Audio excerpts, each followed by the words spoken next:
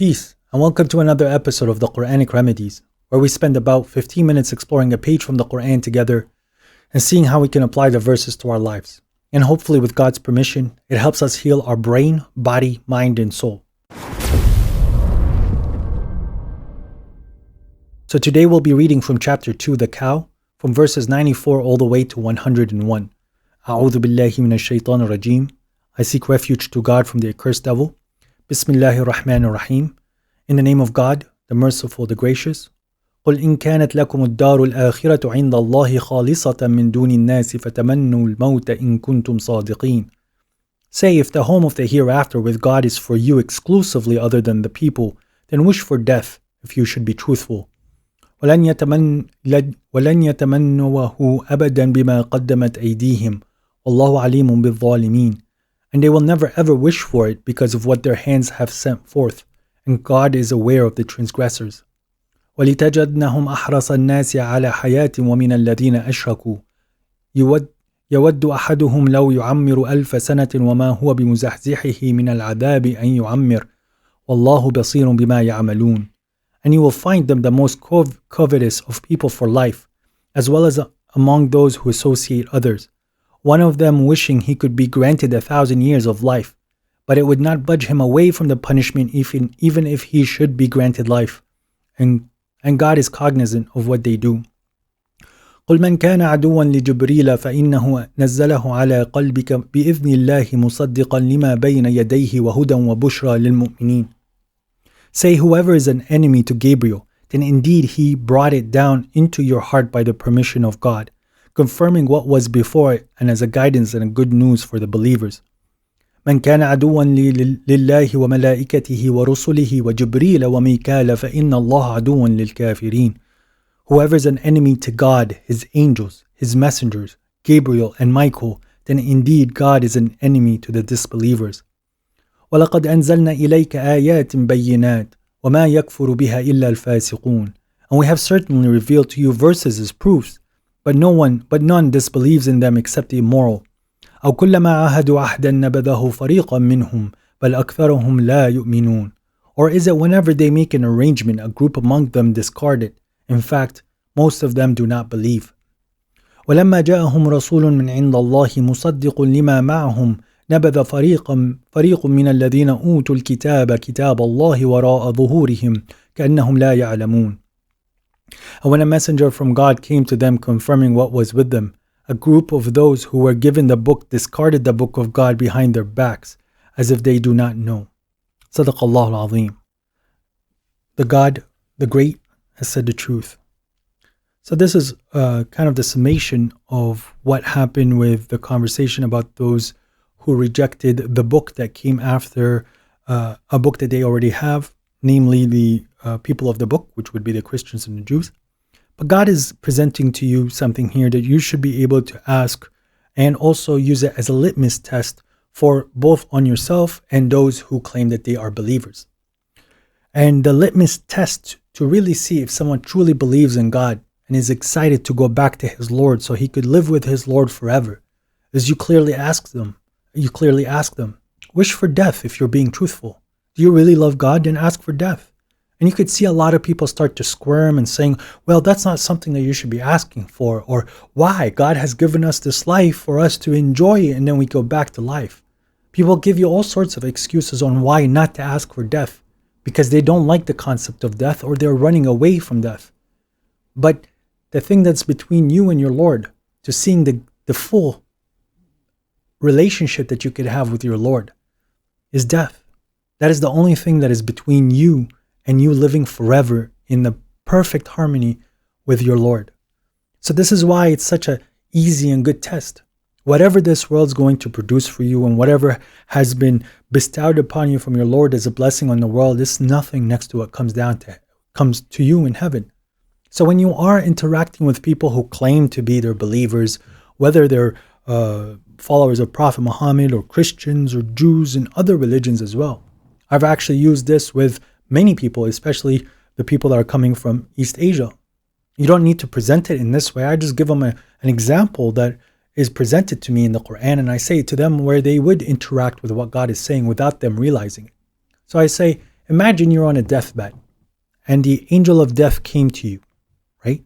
And the angel of death gave you a choice for you to live another 30 years or 40 years, or for you to be put to death. Most of them, except maybe one individual who knew me, so he knew what to say, they all say, no, I'd rather take the 30 years. Who else is going to take care of my house and my kids and my world? And no, I'd rather stay here for a little bit. That's because they really don't love God. Me, as a believer, I'm ready to leave right now. I wish I left a second ago. It's not the fact that I'm depressed and angry at the world or don't want to be part of the world. No, it's none of that. I just want to be with my Lord. Like, part of my heaven, part of my desires is to be able to talk to my Lord without distractions and demons and people and things and memories that come that I don't think my Lord would appreciate from me. And the only place where I can have complete pure thoughts is heaven. And that would fulfill my relationship with my Lord. So why would I want to stay in this world longer than I have to?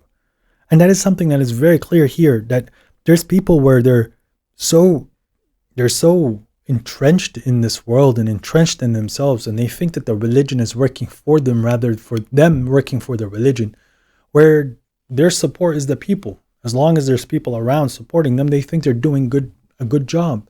Yeah, when they're confronted on the day of judgment, they're going to think that these people are going to avail them. But in fact, it's quite the opposite. You're standing as an individual. So if you truly believe that you're going to get to heaven no matter what, aside from all the people in the world, right, then wish for death. And yeah, many of them would love to stay in this world for 1,000 years because they don't want to lose their car and their business and their family and what they're building and this empire that is all coming out of manure. Because that's where we eat from, is the manure that's coming out of the ground. We all become back into this dirt. But this is what they're hanging on to comparative to a world where everything is better than gold. So it's a mind holocaust for those people that want to really think that they believe in God and they have a relationship with God, but at the same time, they don't want to go see God. They want to stay here as long as possible. And yes, even if they're granted 1,000 years, their mind is so entrenched in their disbelief, it's not going to matter. Because those people who claim that they're believers and really want to stick into this world, there's very little difference between those and the polytheists who associate things to God. Not only the polytheists, anyone who's associating any idea to God. Because to them, it's no more about the reality and the truth. To them, it's the social system that they've been put in where they get to build and explore and view the world in however the way they want to view it. And that is what they're used to. So think of it, this virtual world that people are building online, all these games and all these virtual realities. You could see the humans, a lot of them are wishing to stay in these worlds and spend their whole day in this fake reality that they're building virtually, rather than even going on the reality, like the actual world that's around them, their actual societies. Because to them, that's their piece of heaven. And if you could ask those people, if I give you enough money for you to sustain yourself and you live another 1,000 years and the game will not expire, would you like to stay? Yeah, because they have absolutely nothing to do with the actual truth and the better world that's coming. Now, one thing that carries on from these verses is after God saying that God is very aware of what those people are doing, God is giving you a test to see who really does believe in God or not, that litmus test, as I said. Well, if you really believe in God, let's wish for death. I wish I can die right now. There's nothing wrong with that. I'm not suicidal. I'm not crazy. I wish I can go see my Lord right now and put me to my grave. Or you'll see the other person, and as I said, they squirm. But then God is also giving you another thing. And this is more so to the people who want to go with their own theories and come up with their own ideas and go off other scripts that are not from the book of God. Gabriel, here, listed by name, he is in a position of a lot of power by the permission of God, and he only does what God has ordered him to do. A lot of people like to associate Gabriel as an angel, which, yes, Gabriel comes with angelic thoughts, and Gabriel can come with the angels. But God, in verse 98, he separated Gabriel and Michael from both the messengers and the angels. Yes, angels are messengers, and Gabriel and Michael are both also messengers, but Gabriel and Michael have a different role than the rest of the messengers. And what you could think of as Gabriel is a Holy Spirit, or is the Holy Soul. That is the Holy Soul that came down on Prophet Muhammad. And as God said that Gabriel is the one who brought down the Quran with him to Prophet Muhammad. That is his connection with God. That is the spirit that came from God to Prophet Muhammad. Now, it does not mean that Gabriel stopped working after Prophet Muhammad, nor did Michael stop working after Prophet Muhammad.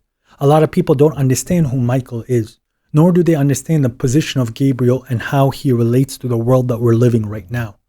Now, God does say that there are angels that have been lifting the responsibility of certain things that need to occur in the world. So, for example, God says when you are put to death, the angel of death is the one who's causing that death.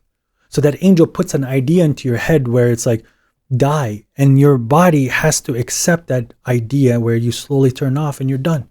Now, it's not a single angel, but there is a pinnacle and it's a chain, it's a system. So think of it as like in computer, it's like a programming. So God sends to the head angel a message, which that head angel will send to the rest of the people who are subordinate to him. That's how you can have two people die at the exact same time. But that head angel is aware of both of these angels or all the angels that are under him. And it's the same thing with Gabriel and Michael. Now, when you are lifted with a spirit from God, Michael and Gabriel are giving you two different attributes that are from God. But these are the things that are reminders that help you. So, for example, the word Jibril, Gabriel, the root word in Arabic is Jabr, which means it's like force. So something that is either being forced or being explained as well. Jabr is something that can be as an explanation or something that is forced upon somebody. As for Michael, it comes from the word scale, like kail. So Michael is coming here to, whenever you're sometimes having an issue, he's helping you with finding a just way in between situations or finding something that is of proper value to everybody else. While Gabriel can come to you with an explanation and a lot more than that. But it does not necessitate that Gabriel is no longer working, nor Michael is working, or that you're a messenger of God just because you've interacted with them. You might interact with these angels from all of God's angels without you even realizing it. But you have to believe in them, and you have to understand when God says later in the Quran that he sends his angels, right? He and his angels take you from the darknesses to the light. Therefore, the angels are helping you connect things and seeing things and giving you angelic thoughts so that you would escape to whatever darkness or things that are pulling you down. You can't sit here and say, well, that was Gabriel or that was Michael that was helping me, because that's association. You're associating the thing that came to you good from your Lord to the angel's doing. But the angel himself doesn't want the credit because he's just a process. He's just a medium. He's just a medium in between you and your Lord. But Gabriel and Michael are those spirits that really lift you to a point where you can find yourself in a position of authority because you have that support from these big angels, right? So everyone is worried about the devil and what the devil's doing and how the devil's affecting people. But God is listing you two names here that can make the devil run very quickly because the devil knows what he's up against when it comes down to Gabriel and Michael and the other messengers. And whoever is an enemy to God and his angels and his messengers and Gabriel and Michael, then know that God is an enemy to those disbelievers. So you should always have, enough as God as a protector. But God has also put these angels, these beings to help you in that process. And you know now that you're not alone and that you've got friends in this world interacting with you. Just because you don't see them, they're looking out for you. You might be getting ideas and inspired to things or finding things. They're not from you. They're from your Lord, and your God taught these angels, and these angels are teaching us. Now, don't ever put yourself in a position where you're always looking for where or how the blessing is coming. You should recognize the blessing, thank God for it, and attribute it back to God, just like how an angel would. The angel is not looking for the credit. If the angel is talking to you right now, he's not saying like, oh, it's me who's me. No, your Lord is saying this. Your Lord is doing this. I didn't do anything. Your Lord gave you. And it's the same thing when you are receiving something from God. It's not my parents that gave it to me. It's not my company. It's not my job. It's not my intellect. God gave me this. God gave me this. God gave me this. God made this appear in front of me. God is the one who's testing me. Everything has to come back from God when it's good. If it's evil, it's from ourselves. And those are things that we're going to see later on. Now, Gabriel, in what has God given him to bring to Prophet Muhammad, God is saying it very clear right now. It is very clear verses as proof, which is what this Quran is, which is what was brought down to the Prophet, what Gabriel has brought down. And these clear proofs is showing you how we can be a very good human being, not only in our own eyes looking at the mirror, but in the eyes of other people who understand what this world is about, who understand what humanity is. And aside from that, at the end, you become, it's not like when you're serving your Lord and you're doing your part, it's only benefiting you. You're seeing a version of yourself that maybe 5 years or 10 years, you didn't think it's possible. You find yourself in a position where in your mind, your mental, the way that you're handling yourself, the way that people are approaching you, the respect that you're getting and the support that you have, you never thought that it was possible because you didn't know that this world existed. So this book is teaching you how to be the best human being that you can be. It's very subjective to you. And those who disbelieve in this stuff, they're immoral because they just want to do immoralities. They don't want to be the best version they can be. They want to be the funniest, stupidest, useless, most craziest version of themselves that they want to be. They want to be jokers and have fun and just enjoy this world and at the end produce zero and just be, well, they're fueling their own fire now and at the end that's what they're going to get. Now, a lot of people who say they believe in God, and these are the two last verses that's in front of us, they make covenant with God. A lot of people make covenants with God. God, I'm really poor. If you give me $1,000, I will give the poor people half of it. God, if you help me with my business, I will give all of my money to this charity that I can, like whatever extra profit I have. And when God, like over time gives it to you, you forget your original promise. People think that the relationship with God is instant. Oh God, please give me this. So the next day you get it. No, that's not how it works. Sometimes it can work. God is capable of all things. But the natural system that we see ourselves in is God, he merges the night into the day. So things happen over time. It's a slow process where there's growth in it. So you might ask God for a certain opportunity or a job. It might not happen all the way, but it might take a few steps in your life where you reach that goal that you wanted. But it does not mean you forget your promise or you're saying, well, it never happened the way I expected it, so there's no need for me to do my part. But most of the people forget the fact that they even asked help for God and they made a trade with God. And that's because, again, people don't believe. They want this world. Like people will trade it really quick. Like, hey, I will, God, just give me this and I will give it all for you. I will always be the best person that I can be just for you, Lord. And he gets nope. I got my car, I got my house, I got my wife and kids, and now I get to party and I have my friends and I'm laughing. And I did this because I worked hard for myself. And then he forgot his Lord. And it's funny how a lot of people call upon God when they're in trouble, but yet when the smooth sailing is happening, people get comfortable and they start to forget God. They just want to enjoy what they got. Now, I just want to finish with this point, with this ayah. وَلَمَّا جَاءَهُمْ رَسُولٌ عِنْدَ اللَّهِ مُصَدِّقًا لِمَا مَعَهُمْ. And when a messenger from God came to them, confirming was what was with them, a group of people who were given the book discarded the book of God behind their back as if they did not know. This is something that the people who understand my curriculum and the way that I approach the Quran, this is applying to many groups, not just the children of Israel, not just the Jews or the Christians. And this verse is not applying just to Prophet Muhammad. Anytime a messenger has come confirming what is with you, people tend to just go off with what they're expecting, that their dad said that's going to happen. If a messenger comes now in this day and age, okay, to the Middle East, he's not going to tell them about the four schools of jurisprudences that they have. He's not going to sit there and talk to them about hadith and history. He's not going to sit there and educate them on what they want to hear. He's going to say, all of that is nonsense. I don't want anything to do with that. Here's the book of God. Let's judge what the book of God is saying based on what I am seeing. I'm coming to you with an interpretation that fits this modern day and age, and it's against what you guys have been preaching, but it's confirmed by your own book. So what do? They stop looking at the verses. They stop analyzing the verses from that person's perspective because they want it to be forced into their fake narratives. This is the same with the Christians. This is the same with the Jews. And it's the same with the Sabians and all other religions that came to the world. Eventually, they come up with this theory that becomes part of their prophecy and reality, which is not the case. It's very hard to go to a Christian and say, well, you know what? Jesus is not coming back in the world. You'll see him on the day of judgment, but you're going to be like a little shocked when you realize he's not the Son of God or begotten Son of God. Oh, you can't say that. We've been expecting Jesus to come back on earth, and that's when all of these miracles are supposed to happen. No.